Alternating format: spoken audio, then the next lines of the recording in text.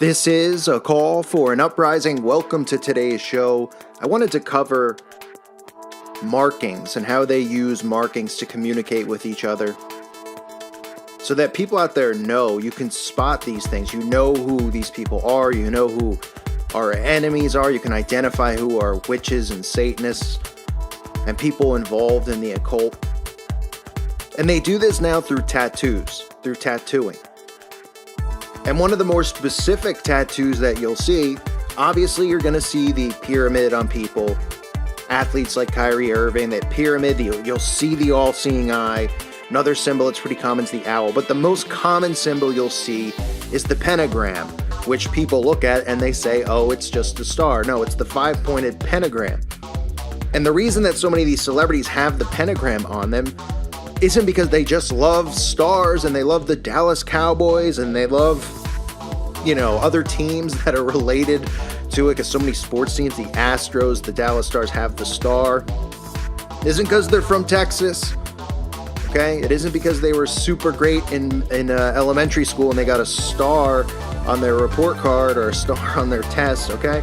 It's how they identify with each other. This has been going on for a long time. You'll notice when you drive, and this doesn't mean now that every single house that has this on their house is telling you they're a witch. But what they used to do is they would put stars on their barns. They would put stars on the top of their homes. Even churches would put stars on it. This was a way for them to communicate with other witches, whether they were passing through the town, or they were new to the town, or they were just people who lived in that town, so that they knew through these codes that the person in that house was a fellow witch, that this church that has the pentagram on it is a church where they could go to perform these rituals and get involved in an occult, because a lot of these things do happen underneath the church or inside of a church during hours where the church isn't operating and performing a mass or a sermon.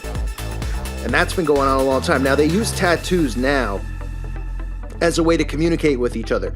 And what we've seen, obviously, is that everybody, for the most part. Now, and this doesn't include me. I've never had a tattoo. I've never been interested. I'm not going to say anything about people who have them. I'm not saying you're going to hell if you have them. But I have to understand that they made the tattoo mainstream for multiple reasons. One of which, to make it less obvious that these people are marking themselves to communicate with each other, because obviously people are on the move now. These celebrities want to be able to communicate with each other and let them know that they're a part of the same brotherhood. But the other reason, of course, which I've discussed many times, is that it's a bloodletting ritual. That's what getting tattoos is. And unfortunately, people haven't realized that and still refuse to realize that because of pride and things like that. Now, in Leviticus 17:11, it says, "For the life of the flesh is in the blood, and I have given it to you upon the altar to make an atonement for your souls. For it is the blood that maketh an atonement for the soul." Now, this is the reason that the Satanists believe that blood provides so much power, because the life lives in the blood. Blood is the life. So it plays a central part in all of their ritualistic sacrifices. Now, in Leviticus chapter 21, verse 5, and in Deuteronomy 14:1, chapter 14, verse 1, God condemns these types of practices, which are bloodletting. They shall not make baldness upon their head, neither shall they shave off the corner of their beard, nor make any cuttings in their flesh.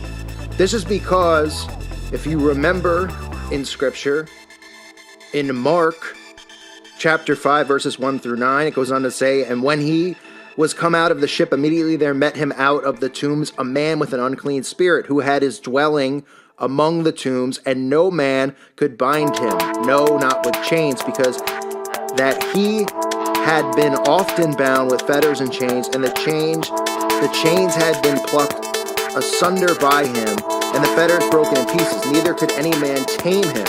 And always night and day he was in the mountains and in the tombs, crying and cutting himself with stones." Because through these types of rituals, they would become demonically possessed through the bloodletting rituals. Now, back to how they mark themselves and why. Obviously, they've convinced society to get tattoos, to mark their own bodies for this reason. It doesn't mean if you have a tattoo that you've gotten one in the past. It does not mean you're a Satanist. It does not mean you're demonically possessed. Okay? It just means that what I'm saying is the actual getting of the tattoo, that's what you're partaking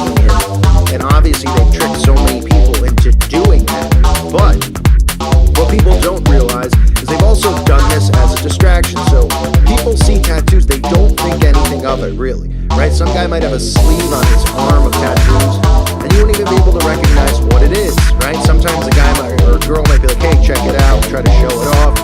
It's usually something very similar. So we don't even take that stuff in, right? We're kind of passive about it. Oh, he's got tattoos, big deal. Oh, he's got a tattoo of his favorite sports team, big deal, right?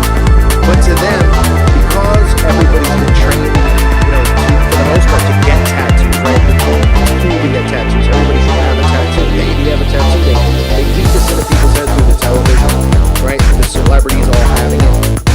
If you look closely at these celebrities, you should ask questions. You say, why do they have this? And the star is the most common tattoo that you'll see amongst these celebrities. They'll get tiny stars behind their ears. They'll get a trail of stars on their neck. There's a lot of actors who have a star on their elbow, a star on their arm. But the common person would say, well, why does he have a star? Well, think about it. All these people are autistic, and you're supposed to get tattoos. You're supposed to get one that means something to you. Like, there's people out there with tattoos of maybe their father's name, their mother's name, or somebody they care about. Some people have tattoos of the cross. Some people have tattoos of Jesus. Some people have tattoos of a date that might be symbolic to them. Or somebody might have a sports team because they're obsessed with their sports team. I'm not saying any of that's good or bad, but think of it from that perspective, right? The individual goes and gets a tattoo because it has significant meaning. So you're not going to mark your body for absolutely no reason unless you think that you're doing something, you're honoring something, which is what they mean in their tattoo. Now look at all these celebrities like Rihanna, right? Eva Longoria, all of them have these stars, these small star tattoos, whether they're on their wrists, behind their ears, on their neck, or prominently placed on their arms.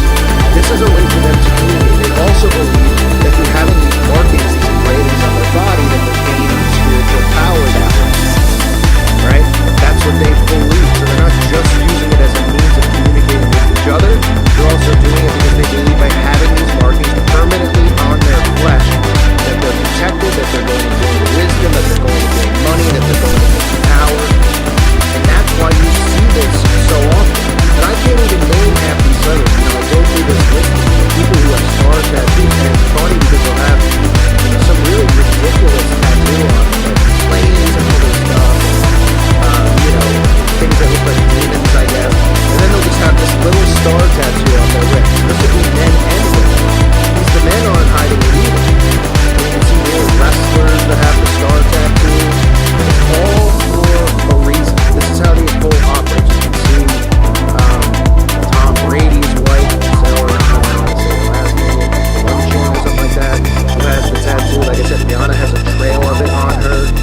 You'll see the star tattoo on people such as Lindsay Lohan on her wrist.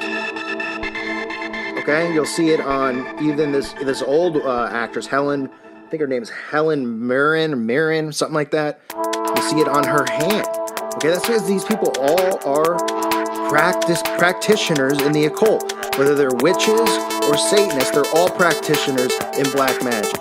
That's what all these people do, whether they're using the Kabbalah to do that magic, whether they're going directly to Crowley's teachings. But they're all marked. They're all showing you it. Nicole Richie's got it on her. And they're not doing it because they're just going, hey, I want to get a tattoo. You know what I love? I love stars. I love the gold star. I love just love little mini stars. I want to get them all over my body. We all have it. Coincidentally, we all have the same tattoo because there's nothing original about it, right? Why would they all be getting it? And then we see a lot of these celebrities like Johnny Depp getting matching tattoos, obviously, with the West Memphis 3 kid that got out. Damien Eccles, that's Satanist, right? That's for a reason. So they use their tattoos as part of their brotherhood to communicate what brotherhood they're in, to communicate and let them know that they're at least a part of it, or practitioners in black magic. And that's why they're there. They're not there coincidentally. They're not there. Grown men aren't just going to the tattoo parlor getting an owl or a pentagram on their wrist. They're doing it for this specific reason. Like I said, this has been going on a long time. And back in the day, before there was television and all that stuff, they would mark their property. They would mark their barns. You still see it now. That doesn't mean that you drive by a house and you see it, that means that they're a witch. Because what they've done is they've taken that and they've made it mainstream. Right? You see all the shows on HGTV. They're putting the star in the barn. It doesn't necessarily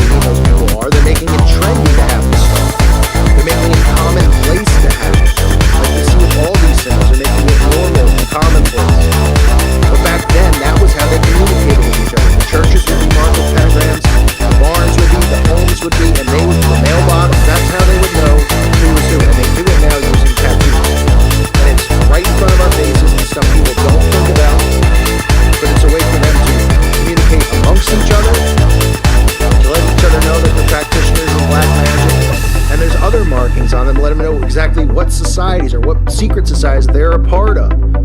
So look for those things. Be aware, at least, of those things. That this is the way that the enemy is operating. This is how the enemy thinks. This is what the enemy does right in plain sight. But our minds aren't trained to process that stuff. And it should be, because we